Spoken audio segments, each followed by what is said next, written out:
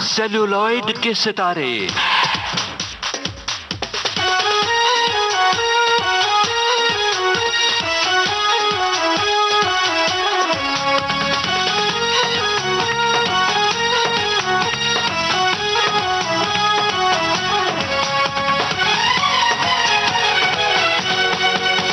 आज सेल्यूलॉइड के सितारे हैं आपके हमारे अजीज कलाकार नाना पाटेकर।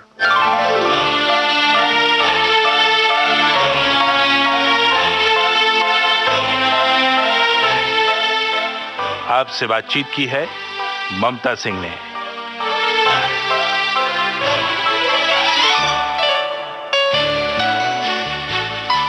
स्वागत है नाना जी आपका। नमस्कार। नमस्कार। सबसे पहले हम आपके बचपन के बारे में जानना चाहते हैं। कहाँ बीता आपका बचपन? मेरा बचपन गांव में बीता, मुरुड़ जंजिरा में, 1 से 7वीं तक। फिर मुझे सुधारने के लिए माँ ने मौसी के पास भेजा। फिर मौसी के बच्चे बिगड़ जाएंगे इसलिए मौसी ने मुझे वापस अपने घर में भेजा। जी, सुना है कि बहुत संकोची किस्म के थे बचपन में आप। संकोची तो नहीं था। अभी मैंने जैसे कहा ना कि जी, मेरी मौसी ने उसके कई बच्चे बिगड़ न जाए इसलिए मुझे वापस जी अपने घर भेजा। मतलब आप सोच सकते हैं कितना संकोची था मैं। तो क्या आज भी आपको वो खेत खलिहान और पहाड़ नदी हाँ, मैं याद वैसे ही आती? जाता हूँ, वही रहता हूँ। अच्छा। मैं बम्बई में बहुत कम रहता हूँ। मैं भीड़ मुझे रास नहीं आती, तो मैं पूना में मेरा एक छोटा सा फार्म है, वहाँ रहता हूँ मैं।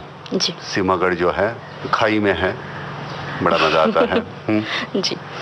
अच्छा, पढ़ाई की आपने, पढ़ाई के बाद रंगमंच और चित्रकारी, पेंटिंग, तो तीनों का ये समन्वय कैसे एक साथ बचपन संभाला? से चित्रकारी और थिएटर में स्कूल में था तब से कर रहा था, चित्रकारी में स्कूल में था तब से कर रहा था। कॉलेज में मैं जे स्कूल ऑफ आर्ट में गया। जी। फिर वहाँ से कमर्शियल आर्ट की डिग्री हासिल की। फिर एडवर्टाइजिंग एजेंसी में काम किया, लेकिन इसके साथ लगातार मैं थिएटर करता रहा।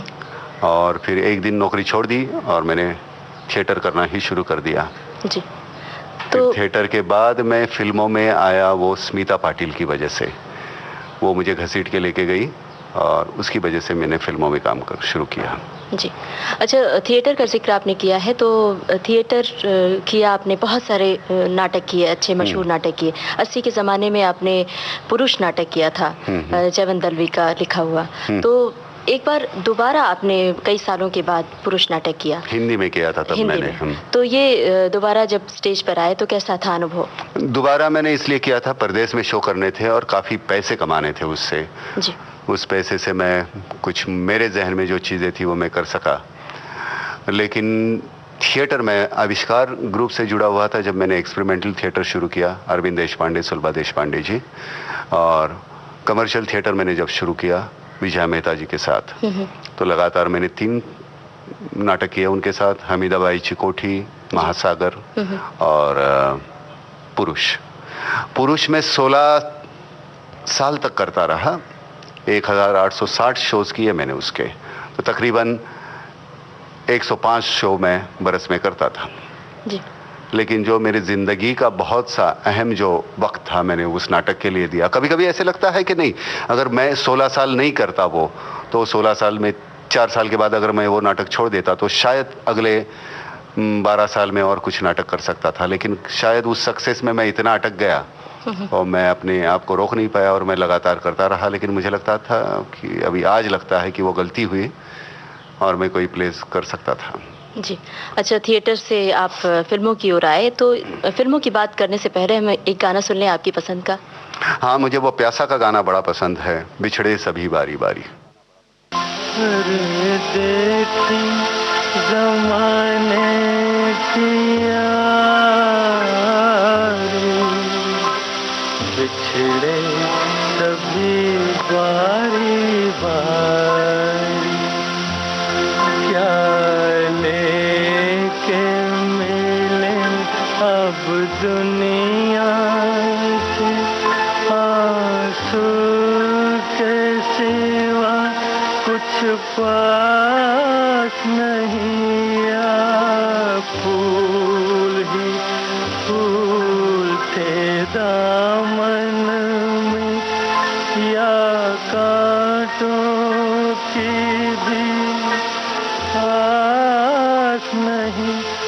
मतलब की दुनिया है सारी, बिछड़े सभी बारी बारी। अरे देखी ज़माने की यारी,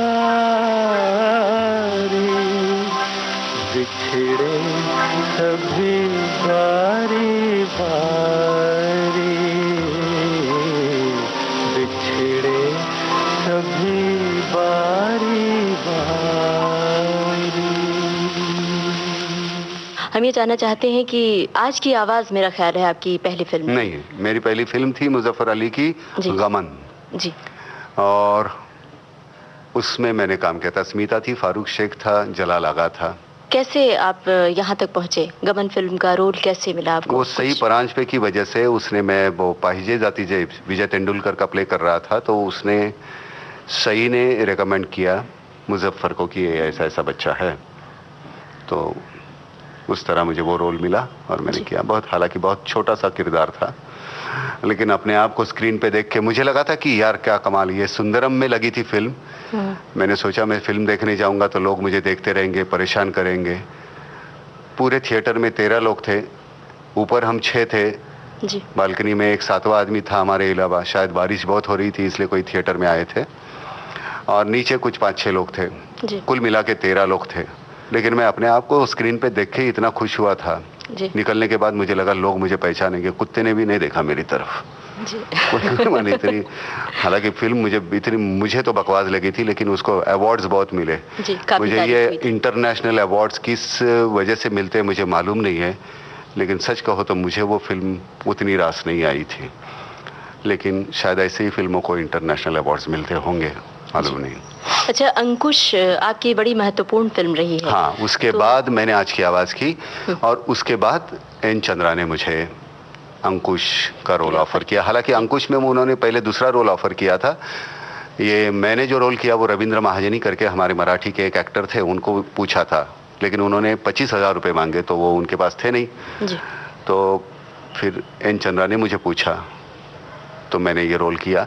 लेकिन एन चंद्रा का मेरी ये इस करियर में, फिल्मों में आने में बहुत बड़ा हिस्सा है। उन्होंने मुझे वो रोल नहीं दिया होता तो शायद ही मेरी थोड़ी सी जो पहचान है वो हो पाती। तो एन चंद्रा का मैं आभारी हूँ उसलिए जी।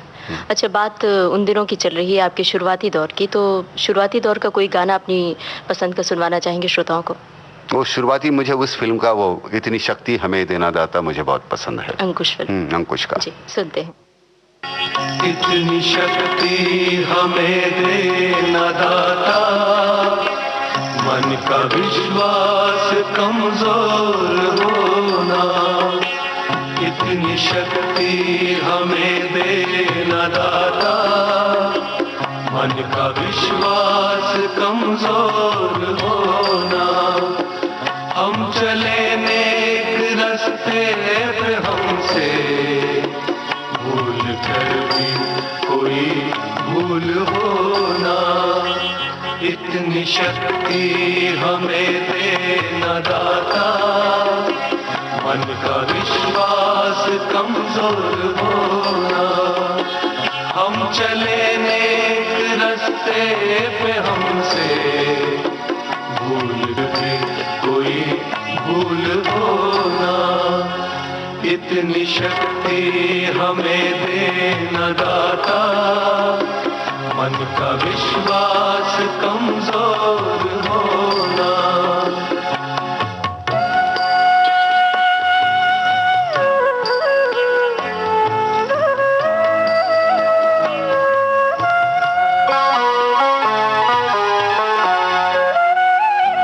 हर तरफ जुल्म है, बेबसी है, सहमा सहमा शहर आदमी है।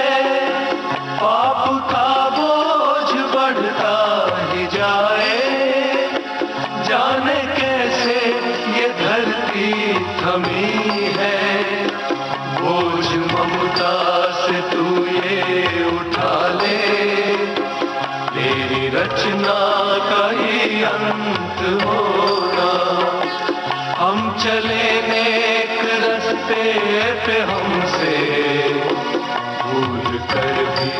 कोई भूल हो ना, इतनी शक्ति हमें देना दाता, मन का विश्वास कमजोर होना।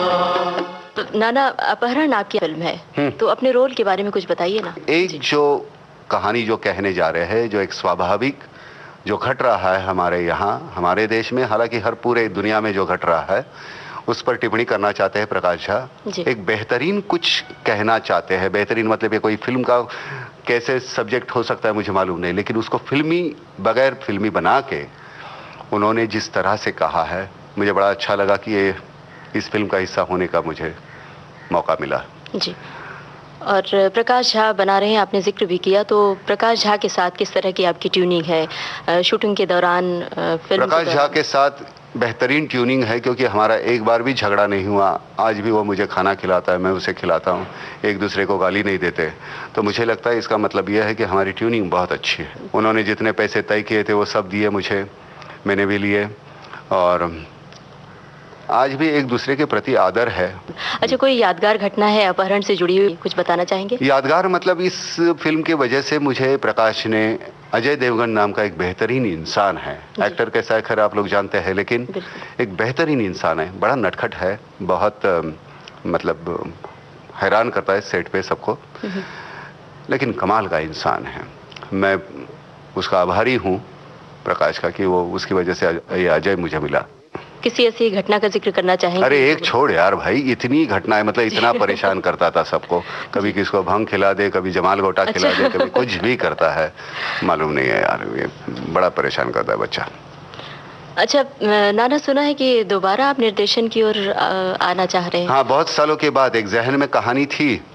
प्रकाश को मैंने ऐसे ही बैठे बैठे बोल दिया, तो उसने, प्रकाश ने कहा ये क्यों नहीं बनाता अपने बैनर के लिए, तो उनके बैनर के लिए मैं बना रहा हूँ। अब वो उसका नहीं रहा, मेरा भी रहा, मेरा हो गया उसका बैनर जी, तो उसके लिए बना रहा हूँ। और प्रहार आपकी पहली फिल्म थी, मैंने निर्देशित की। तो प्रहार के बारे में क्या यादें हैं, कुछ बताइए ना। प्रहार के बारे में मैं जब भी प्रहार देखता हूँ, मेरा जो बच्चा है उसमें से छोटा सा, मेरे बचपन का रोल उसने किया है।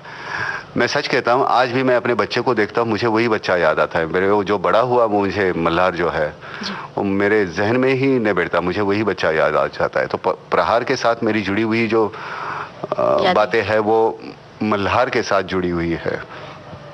जिस तरह से मैंने उससे काम करवाया था, वो बेचारा रोता था, उसको रुलाने के लिए मैंने क्या किया, और आज भी वो मिलता भी है तो उसी तरह से मिलता है। जी, कैसे करते थे, कैसे रोल कैसे करवाया?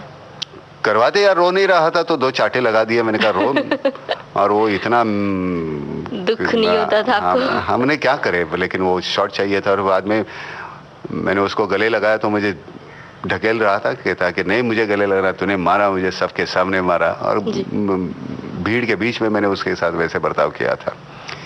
खैर काफी अच्छी यादें हैं। अच्छा, फिल्म प्रहार के निर्देशन का ख्याल कैसे आया था आपके मन में? वही बात कि मैं आर्मी ज्वाइन करना चाहता था बहुत पहले, वो तो मैं कर नहीं पाया। वहाँ खड़की में, मैं पुणे में जाते हुए खड़की जो लगता है, खड़की में हम जब भी कोई मैं जवान देखता था, उनका सामान उठाओ या कुछ करो, उनको सलाम करो, जहन में था। लेकिन जिस तरह से उनकी इज्जत होनी चाहिए, वैसे वो जो हमारे सिविल एरिया में जब आ जाते हैं तो उस तरह की उनकी इज्जत नहीं की जाती है, ऐसे मुझे लगता था। और फिर वो लगातार, जब हमारे यहाँ वॉर होती है तब हम बड़े नारेबाजी करते हैं, लेकिन जैसे वो ख़त्म हो जाता है हम उनको भूल जाते हैं, उनकी कुर्बानी भूल जाते हैं।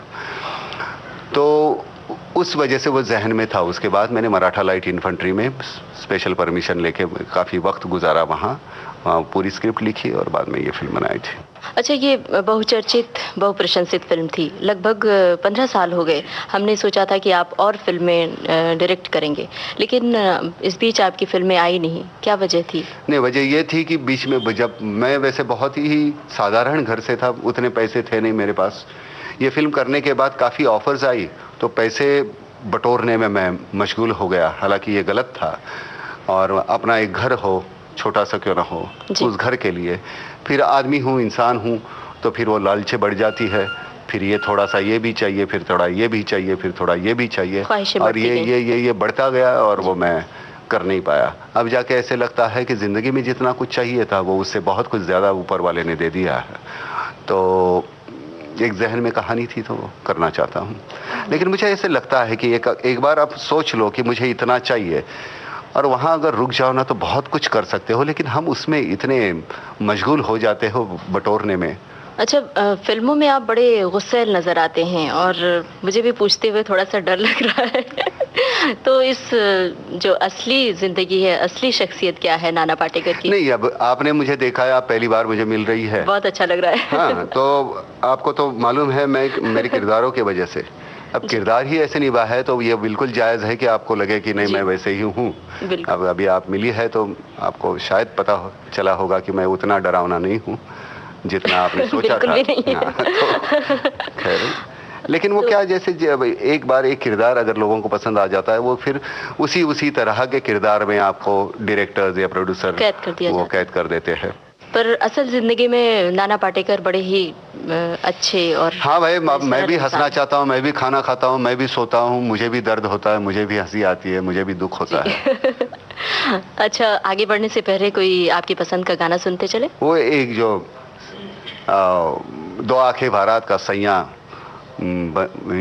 झूठों का बड़ा सरताज निकला। जी, सुनते हैं।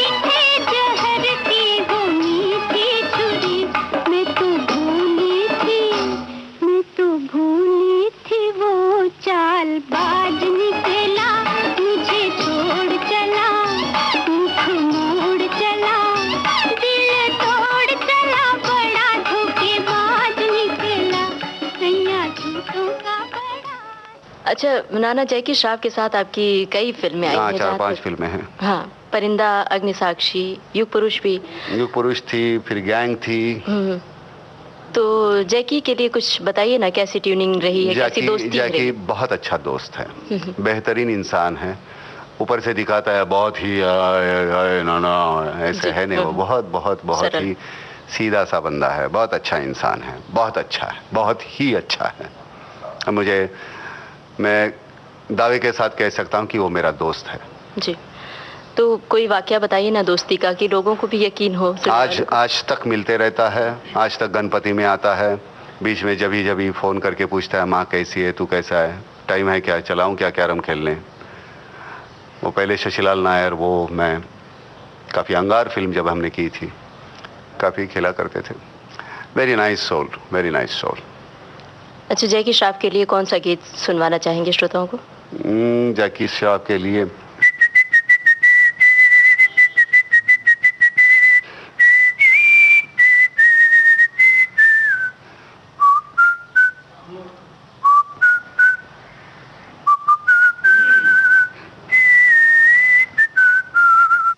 हम और तुम और हम खुश है यूं आज मिलके। हम और तुम और हम खुश है यूं आज मिलके। जैसे किसी संगम पर मिल जाए दो नदियां तन्हा बहते बहते।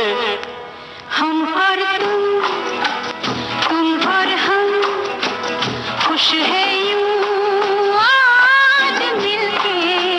जैसे किसी संगम पर मिल जाए दो नदियां तन्हा बहते बहते।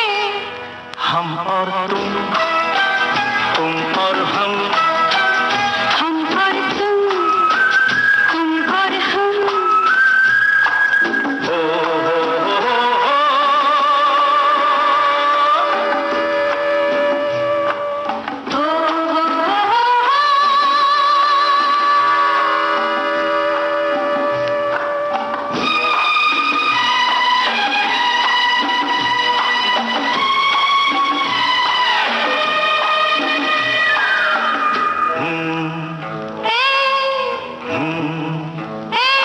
मुड़ के क्यों देखें, पीछे चाहे कुछ भी हो, चलते ही जाएं।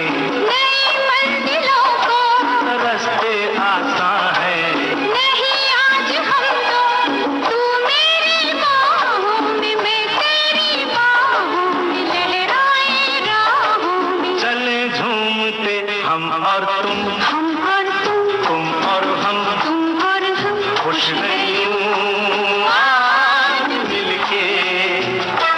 जैसे किसी संगम पर मिल जाए दो नदियां तन्हा बहते बहते।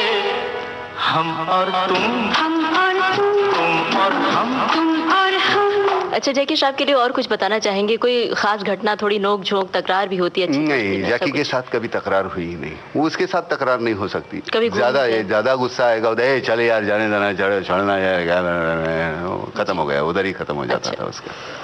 अच्छा नाना, लोग आपकी डायलॉग डिलीवरी के बारे में बहुत चर्चा करते हैं और डायलॉग डिलीवरी के बड़े दीवाने हैं यूँ कहें, लेकिन आजकल फिल्मों में जैसे ज़्यादातर फिल्मों के डायलॉग हिट नहीं होते हैं, हालांकि आपके फिल्मों के साथ ऐसा नहीं है। तो आप कितनी मेहनत करते हैं इसके लिए? मुझे नहीं मालूम, ये सभी कुछ निर्भर होता है कि वो फिल्म लिखते जो है, मेरा श्रेय उसमें 10% होगा, लेकिन जो लिखते हैं उस पर ज़्यादा निर्भर करता है। लेकिन वो किरदार कौन सा है, किस तरह से आपको निभाना है, उस पर निर्भर है। हर जगह वो उस तरह से नहीं बोल सकते आप।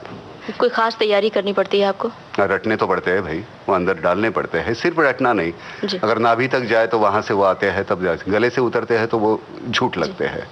अंदर से आते तो आप वो खांसते भी है तो भी अच्छा लगता है, आवाज़ आपकी श्रील हो जाती है तो भी अच्छा लगता है, फटती है तो भी अच्छा लगता है, क्योंकि लोगों को पता चलता है कि नहीं वो अंदर से जहन से बोल रहा है, तो बहुत आसान हो जाता है। क्या बताना चाहेंगे कि कौन कौन से डायलॉग्स आपको बहुत पसंद है आपकी फिल्मों के? नहीं, मुझे याद ही नहीं याद है। उस वक्त याद रहता है क्योंकि वो उस प्रसंग से निगड़ित रहते हैं, उससे जुड़े हुए रहते हैं, तो उस वक्त उसका इम्पैक्ट सही होता है।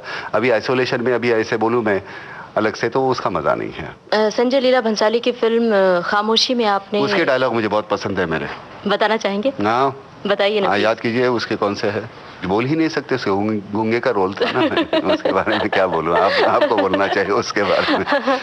किस तरह की मेहनत आपको करनी पड़ी? काफी वो संजय ने एक जो बच्ची थी हमको सिखाने के लिए एक खुद जी। वैसी थी। उसका बच्चा जो मेरे बच्चे का रोल किया था वो उस संगीता का लड़का था उसमें। जी। तो वो हमें पढ़ाती थी, सिखाती थी, और उसके बदौलत मैं जो कुछ कर पाया। लेकिन वो संजय ने उसका सब जिम्मा लिया था। संजय बहुत मतलब करता है जब, तो वो पूरा उसमें अपने आप को पूरा डाल के वो करने की संजय की इन्वॉल्व आदत है। करके। जी। अच्छा, खामोशी की चर्चा हो रही है, खामोशी का जिक्र हुआ है, तो उसी फिल्म का गाना सुनवाना चाहेंगे? आज मैं ऊपर। आसमानी नीचे, आज मैं आगे, जमाना है पीछे, आज मैं ऊपर। आसमानी नीचे, आज मैं आगे, जमाना है पीछे। Tell me, ओ खुदा, अब मैं क्या करूं? चलो सीधी के उल्टी चलो, आज मैं ऊपर, आसमान नीचे, आज मैं आगे, जमाना है पीछे। Tell me, ओ खुदा, अब मैं क्या करूं? चलो सीधी के उल्टी चलो, आज मैं ऊपर, आसमान नीचे।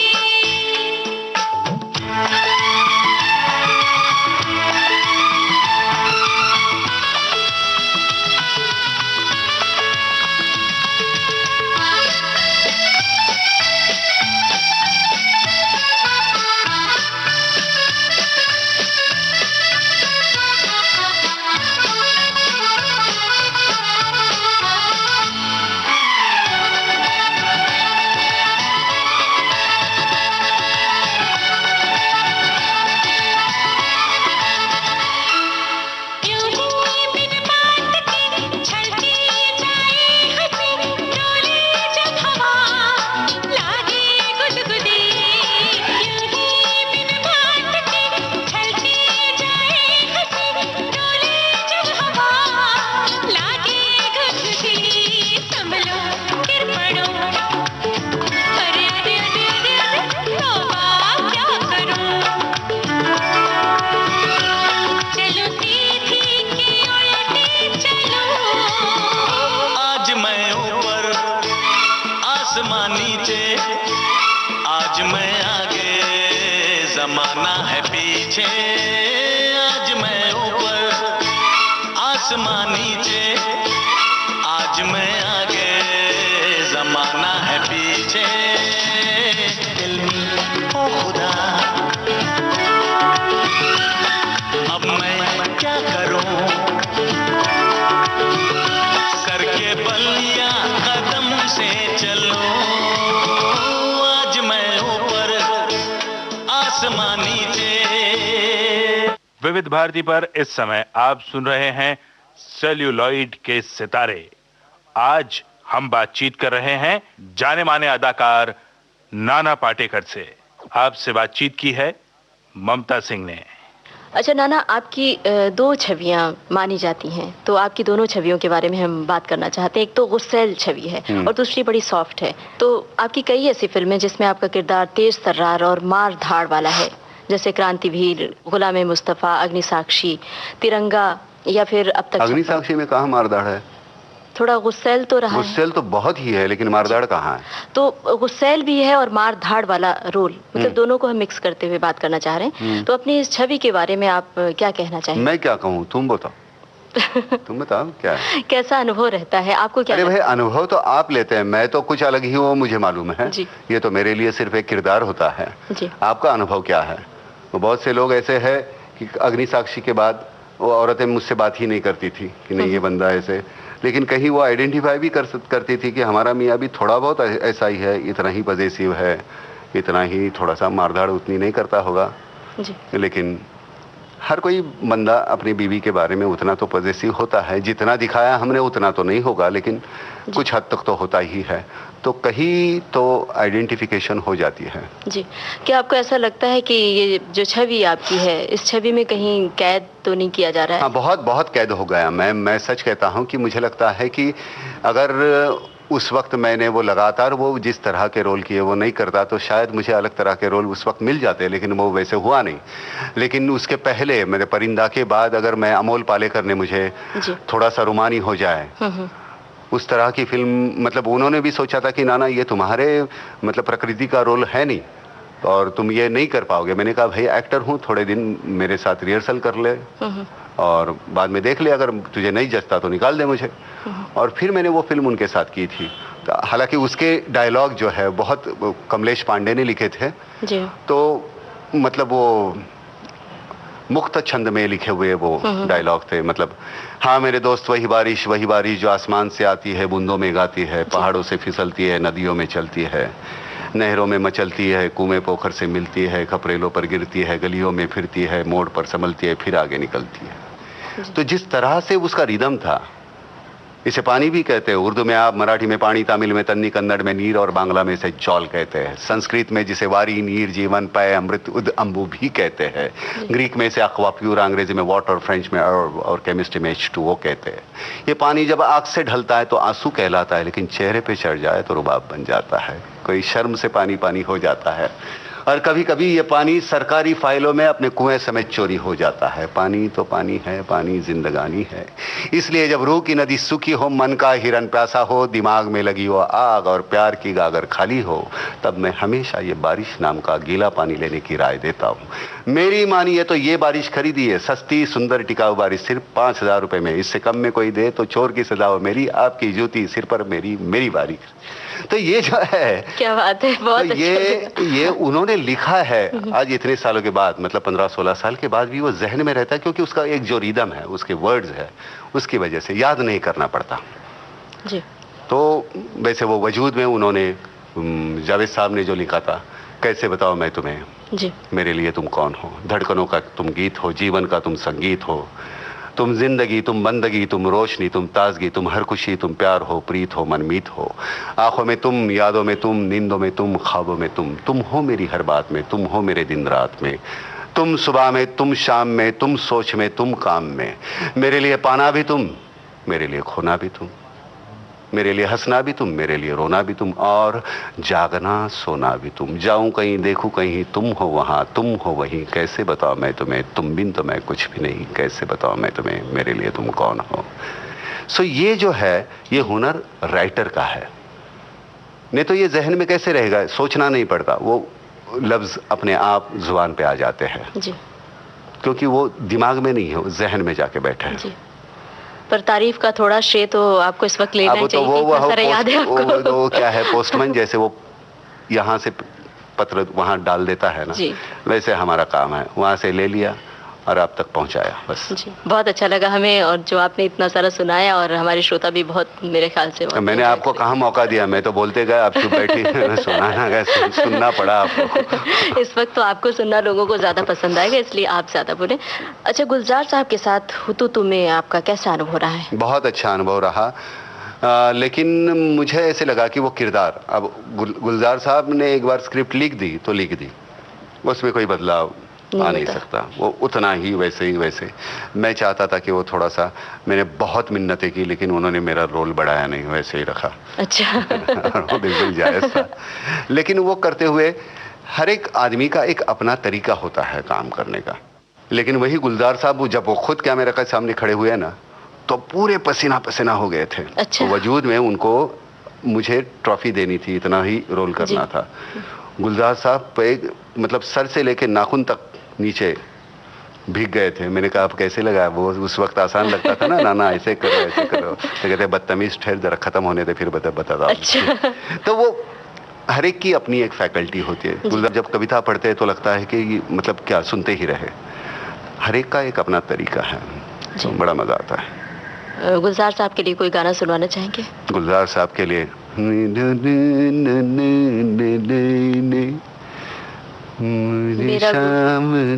मेरा गोरा अंग ले ले मुझे शाम रंग, ये उनका लिखा हुआ है, मेरे ख्याल से उनका पहला गाना है। मोरा गोरा अंग ले ले मोहे शाम रंग दे दे, छुप जाऊंगी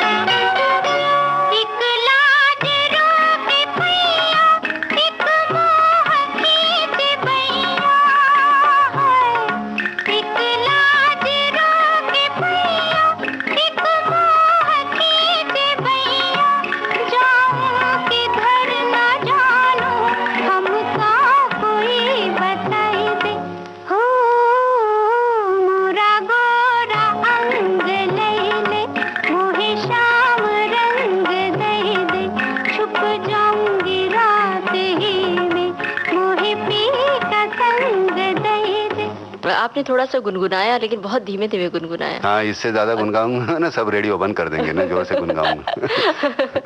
अगर सच में गाते हो आप, मैंने सुना है कि आप संगीत के बहुत शौकीन हैं। मुझे बहुत अच्छा लगता है संगीत। शास्त्रीय संगीत? तानसेन तो नहीं बन सका, लेकिन मैं कानसेन हूँ, मैं सुनता बहुत हूँ। और शास्त्रीय संगीत मुझे बहुत अच्छा लगता है। जी। हालांकि विदेशी संगीत मैं बहुत कम सुनता हूँ, तो शायद वो विदेशी संगीत मुझे रास नहीं आता। उसकी वजह यह है कि मेरी अकल कम है, वो अंग्रेजी आती नहीं है ज़्यादा, तो उसकी वजह से शायद। लेकिन शास्त्रीय संगीत भी कोई समझ में नहीं आता, लेकिन सुनने में बड़ा अच्छा लगता है। कभी गाते नहीं हैं? नहीं, गाता हूँ, गुनगुनाता हूँ, लेकिन किसी को डराना है तब। अच्छा। हाँ, बस बाकी। नाना, अब मैं आपकी 2-3 महत्वपूर्ण फिल्मों की बात करना चाहती हूँ। एक सलाम बॉम्बे, दीक्षा और त्रिशाग्नि। तो बतौर अभिनेता ये बताइए कि आपको क्या संतोषजनक लगी थी ये फिल्में, क्योंकि ये फिल्में ऑफ बीट थीं, बल्कि आजकल की शैली में कहें तो कला फिल्मों का दर्जा दिया जाता है। बतौर अभिनेता ये बताएं कि कैसी लगी थी आपको? नहीं, मैं सच कहता हूँ, मैं जब स्क्रिप्ट मुझे अच्छी लगती है तो मैं तुरंत हाँ कर देता हूँ। फिर रहती बात कि आपका किरदार क्या है उसमें। अब ये फिल्में जब मैंने हाँ बोल दी थी, दीक्षा का वैसे रोल बहुत ही छोटा था, सलाम बॉम्बे का हालांकि काफ़ी फुटेज थी उसको, या त्रिशाग्नि तो पूरी फिल्म ही उस पर है, उस कैरेक्टर पर। एक रहती है कि यहाँ से निकल के आप कहीं सीखने जा नहीं सकते, और इधर अंदर रहते हुए एक सीखने का मौका होता है। तो घोष साहब थे जिन्होंने त्रिशाग्नि बनाई, तो उनके साथ एक सीखने का मौका मिला था। फिल्म चलेगी कितनी नहीं चलेगी मुझे मालूम नहीं था, इसलिए त्रिशाग्नि की। दीक्षा उसी तरह पहले बनी हुई फिल्म थी दूसरी भाषा में, घटश्राद्ध, उस पर वो आधारित थी। लेकिन घटश्राद्ध में मेरा कैरेक्टर नहीं था, बहुत ही एक शॉट के लिए था, जिसको उसको थोड़ा काफ़ी फुटेज दी थी इसमें। और तीसरी थी सलाम बॉम्बे। सलाम बॉम्बे में जिस तरह से पहले मैं सहमत नहीं था, मैं सच कहूँ, जिस बार मतलब फिल्म कंप्लीट होने के बाद, सलाम बॉम्बे देखने के बाद मुझे ऐसे लगा कि निर्देशक हमारी यहाँ की गरीबी और वो गंदापन कितना है वही दिखाने की कोशिश कर रहा है, ताकि उस पर तो मैं उतना खुश नहीं था। लेकिन जिस वक्त ये फिल्में मैंने साइन की थी, लेकिन ये त्रिशाग्नि और इसने मुझे बहुत सुकून दिया। वो सीखने मिलता है, अलग लोगों के साथ काम करके सीखने मिलता है, तो एक प्रोसेस था वो, उस प्रोसेस से मैं गुजरना चाहता था।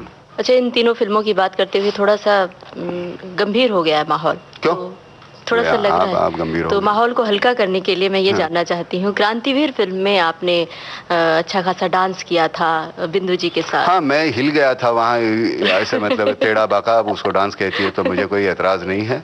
लेकिन वो उसने मेहुल कुमार ने कहा ये ऐसे है, मैंने कहा हाँ भाई। और हमारी डांस डायरेक्टर, या हमारा dance director Vijay Oscar I think dance director, उन्होंने कहा, मैंने कहा भाई देखो, एक टेक होने के बाद दूसरे टेक में मैं वैसे ही नाच नहीं सकता, क्योंकि मैंने कैसे नाचा है वो मुझे ही मालूम नहीं। तो आपने एक बार जो 3-4 कैमरे लगा के जितना करना है वो कर लो जी। क्योंकि मुझे मतलब बिंदु जी के साथ नाचना था। बिंदु जी को कहा, मैंने कहा आप जैसे नाचती है वैसे तो मैं नाच नहीं पाऊंगा, तो मैं जैसे नाचूंगा वैसे आप नाच पाएंगे क्या? तो उनका पूरा ध्यान मेरी तरफ था कि मैं क्या कर रहा हूँ। अच्छा। और बिंदु जी को इतना परेशान कभी शायद ही किसी ने किया होगा, लेकिन तो कुछ नहीं, एक अपने आप को महसूस करके जो भी करना था वो कर लिया था, और कन्विंस हो गया था मैं कि नहीं वैसे करना जायज़ है, तो कोई प्रॉब्लम नहीं थी। नाना साहब, बात चलिए क्रांतिवीर फिल्म की, और डांस वांस की बात चल रही है, तो क्या ऐसा कुछ गाना सुनवाना चाहते हैं श्रोताओं को, या फिर कोई और संजीदा किस्म का गीत?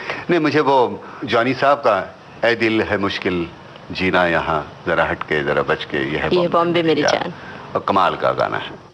ऐ दिल है मुश्किल जीना यहाँ, जरा हट के जरा बच के, ये है बॉम्बे मेरी जान। हा हा हो ही हा हा।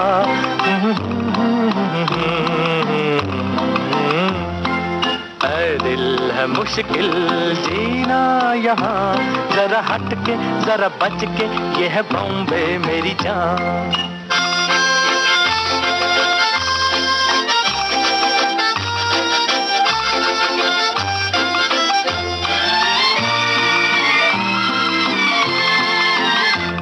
कहीं बिल्डिंग, कहीं ट्राम में, कहीं मोटर, कहीं मिलता है यहाँ सब कुछ, एक मिलता नहीं दिल। कहीं बिल्डिंग, कहीं ट्राम में, कहीं मोटर, कहीं मिलता है यहाँ सब कुछ, एक मिलता नहीं दिल। इंसान का नहीं कहीं नामो निशान, जरा हट के जरा बच के, ये है बॉम्बे मेरी जान। ऐ दिल मुश्किल जीना यहाँ, जरा हट के जरा बच के, ये है बॉम्बे मेरी जान।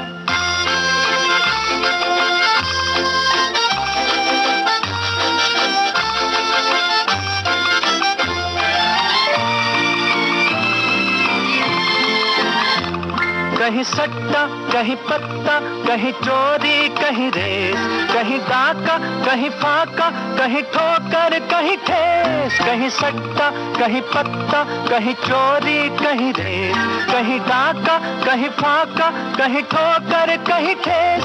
बेकारों के है कई काम यहाँ, जरा हट के जरा बच के, ये है बॉम्बे मेरी जान।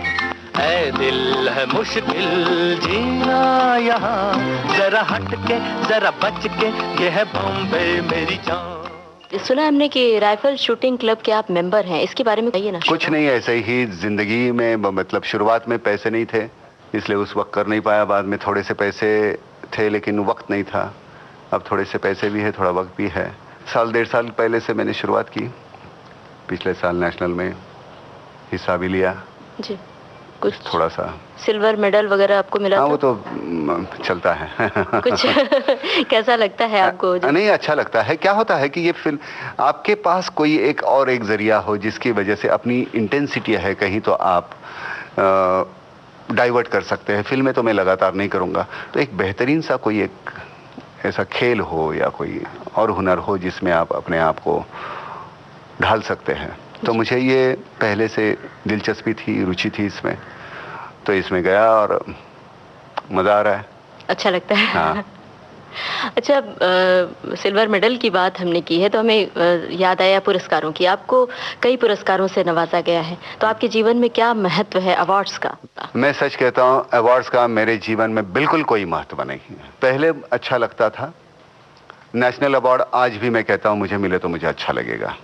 उसके अलावा मैं किसी भी अवार्ड के लिए, अब हमारे शूटिंग के, राइफल शूटिंग में तो मैनिपुलेशन का कोई सवाल ही नहीं है। आपने जो एक हाथ दिखाया दूसरे हाथ ले लिया, क्या करना है वो आप दिखा सकते हैं। यहाँ हमारे यहाँ किसको क्या अच्छा लगे, कौन क्या कर रहा है, मुझे समझ में नहीं आता।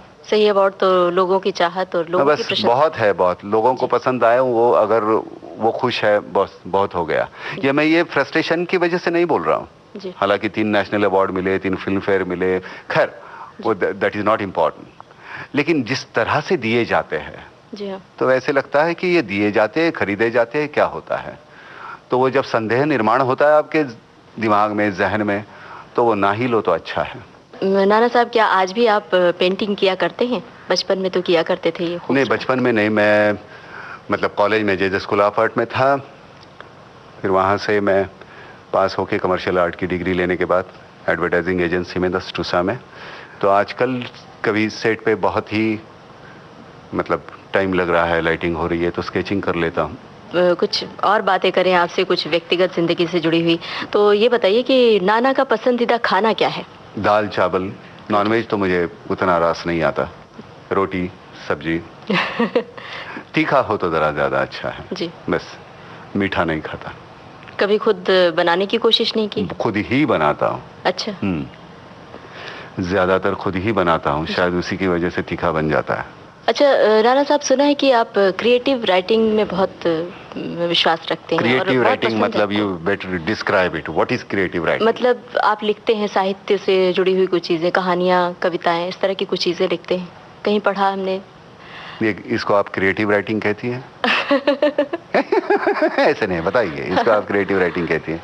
मतलब यूं हम जानना चाहते हैं कि लेखन से कुछ आपका जुड़ाव रहा? हाँ, लेखन से, लेकिन उसको क्रिएटिव राइटिंग नहीं कहते। क्रिएटिव राइटिंग क्या होती है बताऊं आपको? आप अगर जानना चाहते हैं तो बताऊंगा। जो हम मतलब जो महसूस करते हैं उसको लिखना नहीं, महसूस करते हैं उसको लेखन कहते हैं। क्रिएटिव राइटिंग क्या होती है? क्रिएटिव राइटिंग क्या होती है मुझे भी नहीं मालूम, तो हम इसको भूल जाते हैं। अच्छा। तो लेखन में तो मैं रुचि रखता हूँ, थोड़ी बहुत जो जहन में आता है वो लिख लेता हूँ। किस तरह की चीजें लिखते हैं? जैसे किस तरह की मतलब आपने मुझे पूछा घर में कौन है, तो मैं कहता हूँ घर में है बस 6 ही लोग, 4 दीवारें, छत और मैं। रात सावली एक सहेली, गोरा चिट्टा दिन है दोस्त, घर में है बस 6 ही लोग, 4 दीवारें, छत और मैं। ऐसे टेढ़ा बाका कुछ लिख लेता हूँ। अब देख रही है, बोल रही नहीं कुछ। मैं सुन रही हूँ, मैं सोच रही हूँ कि आगे कुछ आप सुनाएंगे। मुझे लगा देख रही है, लेकिन आप सुन भी रही थी। नहीं, सॉरी है। नहीं, मैं अभिभूत हूँ कि आप कुछ और सुनाने जा रहे हैं। अगर नहीं, क्योंकि लोगों को सुनना पसंद आएगा। मुझे लगा कि आंखों में ऐसे था कि क्या यार ये पागल आदमी है, या मुझे सुनना पड़ता है, ऐसे था, इसलिए मैं चुप बैठा। नहीं, मैं सुन रही थी कि लोग क्योंकि आपको सुनना पसंद करेंगे, इसलिए मैं सोच रही थी ज्यादा से ज्यादा आप सुनाए तो अच्छा लगेगा। लेकिन क्या है, लोगों को हम दिखाई नहीं दे रहे हैं जी। लोगों, आपकी आंखें लोगों को दिखाई नहीं दे रही। आपकी आंखों में ये आदमी क्या बकवास कर रहा है ऐसे कुछ लिखा था, और मैंने पढ़ लिया। नहीं सच बता, नहीं ना, तो थैंक यू वेरी मच। अच्छा नाना साहब, डायरेक्टर पार्थो घोष ने विविध भारती के स्टूडियो में एक बार जिक्र किया था कि आपको पहाड़, जंगल और नदी बहुत पसंद है। हाँ। तो वो मतलब आप उनको कहीं ले गए थे फार्म हाउस में, तो वो क्या थी कहानी, कुछ हम जानना वो उनको फार्म हाउस पे लेके गया, काफी बारिश होने लगी, पानी से गुजर रहे थे हम नाव से, और इतनी ठंड थी। तो पार्थो घोष मतलब वहाँ जंगल उनके सर पे कम है, आपने देखा होगा, उनके बाल झड़े हुए हैं, तो उनको वहाँ से ठंड शुरू होती थी और नाखून तक पैरों के, और वो इतने कांपने लगे। और वहाँ जाने के बाद वो हमने स्वेटर वगैरह तो थे नहीं, थोड़ा सा लिक्विड स्वेटर ले लिया हमने, और हमारी ठंड जो है उसको काबू में रखने की कोशिश की।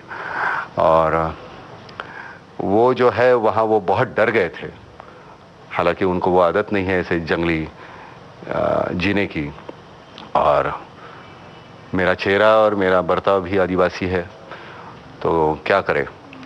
लेकिन मैं सच कहता हूँ कि जो सुकून आपको पहाड़ों में, या वो हर एक की अपनी चाह है। कई लोग ऐसे होते हैं कि जिनको भीड़ ना देखे तो वो घबरा जाते हैं। कई लोग ऐसे होते हैं कि उनकी रोज छवि अखबार में अगर छप के नहीं आए तो उनको लगता है कि उनकी ज़िंदगी बेकार हो गई। बेचारे कितने बड़े बड़े हमारे एक्टर हैं, उनको लगता है नहीं, हर विज्ञापन में उनको होना चाहिए, हर फिल्म में उनको होना चाहिए, हर इंटरव्यू में उनको होना चाहिए, हर सामाजिक क्षेत्र में भी उनको होना चाहिए।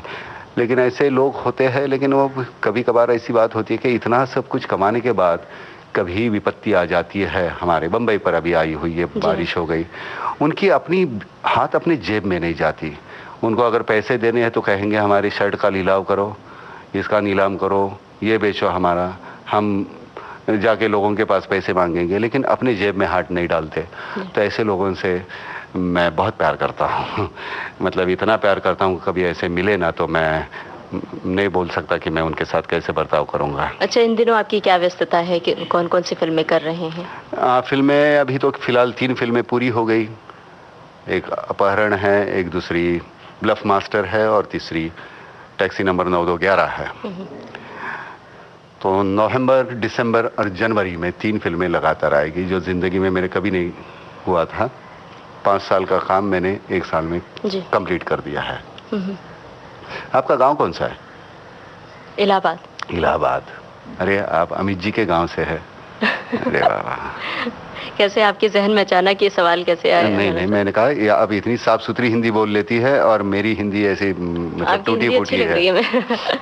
आपको तो कोई चारा ही नहीं बोलने, मतलब आप बोल भी नहीं सकती कि नहीं आप बुरी बोल रहे। बाद में शायद जाते वक्त अपने कलीग से बोलेगी आप, लेकिन अभी तो नहीं बोल सकती ना। पर्दे पर आपको खूब देखा है, खूब सुना है, और बहुत पसंद सब लोग करते हैं। यहाँ तक मैं आपकी बात कर रहा हूँ, सब करते हैं कि नहीं मुझे नहीं मालूम। मुझे भी बहुत पसंद है आपके रोल। मैंने बुलवा के रखा कि नहीं, देखो। अरे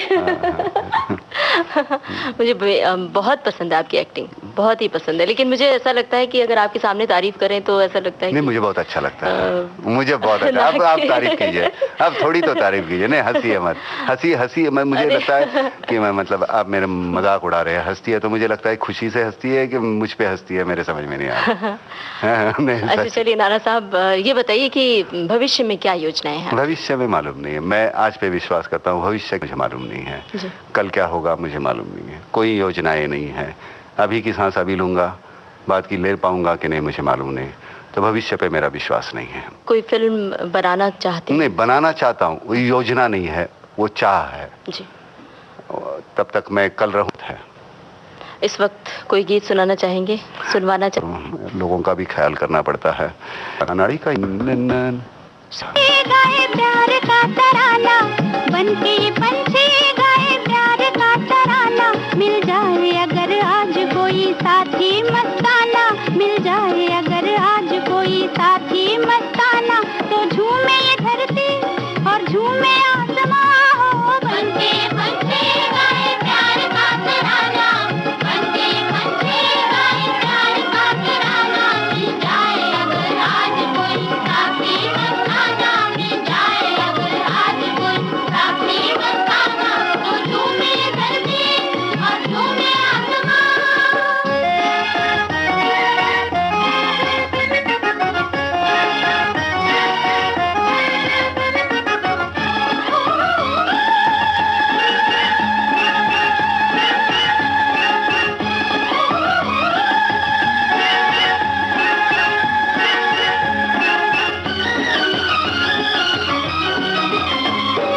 आए हसीनों की टोलियां,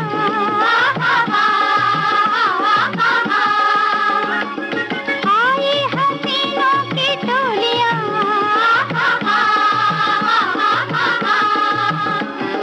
बोले पिया मिलन की बोलियां। मंदिर पे आए कोई नैना मिलाए, कोई भर दे ये उल्फत की झोलियां। मंदिर पे आए कोई नैना मिलाए, कोई भर दे ये उल्फत की झोलियां। बनके ये पंछी गाए प्यार का तराना, बनके पंछी गाए प्यार का तराना। मिल जाए अगर आज कोई साथी मस्ताना, मिल जाए अगर आज कोई साथी मस्ताना, तो झूमे धरती और झूमे आसमां। अगर हमारे श्रोताओं को आवाज पहुंची होगी तो तबले की भी आवाज जो सुनाई पड़ी तबला होगी। मैं बहुत अच्छा बजाता हूँ। तो तबले की बात की है, और क्या क्या रुचियां हैं आपकी एक्टिंग के अलावा? तबला क्या हुआ, जब मैं शुरू किया था सीखना, मैं 1-2-3 साल सीखा। उसके बाद वो हालात ऐसे थे मैं सीख नहीं पाया, क्योंकि फिर बाद में नौकरी करना शुरू किया मैंने बहुत कम उम्र में। फिर मैं कुछ कहीं और बजाना शुरू कर दिया लोगों के, तो फिर वो कंट्रोवर्सी में चला गया। तो ऐसे बुरी अच्छा, बुरी। चलते चलते नाना साहब बताना चाहेंगे? नहीं, बैठे बैठे चलते कहाँ चलना, हम बैठे बैठे बोलेंगे, चलते चलते कहाँ। अच्छा, सुना है गणेशोत्सव बड़े शौक से आप मनाते हैं, क्या क्या तैयारी करते हैं? तैयारियां मतलब हर साल मेरे पिताजी जब थे वो करते थे। पिताजी के जाने के बाद मैंने माँ को कहा था कि मैं ये त्योहार बंद कर दूंगा, तो माँ ने कहा जब तक मैं जिंदा हूँ तब तक तो करो। तो मैंने कहा माँ अगर तू चाहती है अगर मैं ये करूँ तो तू जिंदा रहे। अब माँ की उम्र है 85 और पिछले 25 साल से पिताजी के गुजर जाने के बाद 25-26 साल से मैं वो कर रहा हूँ। मैं, मेरे भाई सब मिलके उस 10 दिन में कोई शूटिंग नहीं, कोई डबिंग नहीं, कुछ नहीं। 10 दिन मैं अपने घर में रहता हूँ। कोई गाना सुनवाना चाहेंगे? आप सुनाइए। अभी इतनी देर मेरे पसंद के गाने आप सुनवा रही थे, आपके पसंद का कौन सा गाना है? कौन सा है बताइए? बहुत सारे। नहीं, बहुत सारे नहीं, एक ही आप बताइए। लता जी का गाया हुआ। कौन सा? लता जी ने ही तो सारे गाने गाए हमारे जिंदगी में, हम सुनते आ रहे हैं। तुम्हारे लिए का मुझे बेहद पसंद है। तुम्हारे लिए। हाँ, कौन सा? तुम्हें देखती हूँ तो अरे वाह, आपको पसंद है? बिल्कुल। लता जी का कौन सा गाना किसको पसंद नहीं है? वो तो बहुत मुश्किल है, लेकिन हाँ, तो मैं अक्सर अपने प्रोग्राम ये हमारे लिए, हम सभी जो है उनको जिंदगी में एक वरदान मिला है कि आपके आंखों को शायद हमारे यहाँ कुछ बुराइयां नजर आ रही है, लेकिन कान को एक सुकून मिलेगा जिंदगी भरे ऊपर वाले ने हमको कहा, इसलिए लता जी को इस दुनिया में भेजा है। क्या है, जो मेरी हिंदी है जी वो उतनी साफ सुथरी नहीं। आप इलाहाबाद की है, आपकी हिंदी काफी, तो वो मुझे लफ्ज ढूंढने पड़ते हैं अगर मैं हिंदी में बात बहुत अच्छा लग रहा है। मैं वो मतलब टेढ़ी बाकी तो बोलता हूँ। अगर मेरी भाषा है, जिसने मतलब जिस भाषा में आप सपने देखते वो आपकी मातृभाषा है। मराठी में सपने देखता हूँ। नाही तर काय होतं की मराठीमध्ये बोलत असताना ते शब्द असे सहज येतात. आता तुला कळत नसेल मी काय म्हणतोय, कुठली गाणी नाना, कुठलं गाणं तुला म्हणायचंय, काय म्हणायचंय? तर मग एकला जरा साजरा मुखडा, चंद्रवाणी फुलला ग, राजा मदन हसतोय कसा, न जीव माझा फुलला ग. एकला जरा साजरा मुखडा, चंद्रवाणी फुलला ग, राजा मदन हसतोय कसा, न जीव माझा फुलला ग. नको राणी नको लाजू, लाज मधी नको भिजू, हित नको तित जाऊ, आडुशाला उभं राहू का. बघत्यात एकला जरा साजरा मुकडा, चंद्रवाणी फुलला. क्या बात कसं मग आयला मराठी माणसांना कळायला पाहिजे का नाही. नानाचा हे मुलाखत म्हटल्यानंतर, नाही तर जोड्यानं हाणतील ना मला. राम राम. बहुत बहुत शुक्रिया आपका, आपने अब एक बार हंस के दिखाइएगा. नहीं नहीं, एक बार ऐसे नहीं, अब मुंह उधर. Thank you very much, thank you. बहुत बहुत शुक्रिया नाना साहब, नमस्कार. नमस्कार. सेल्यूलॉइड के सितारे.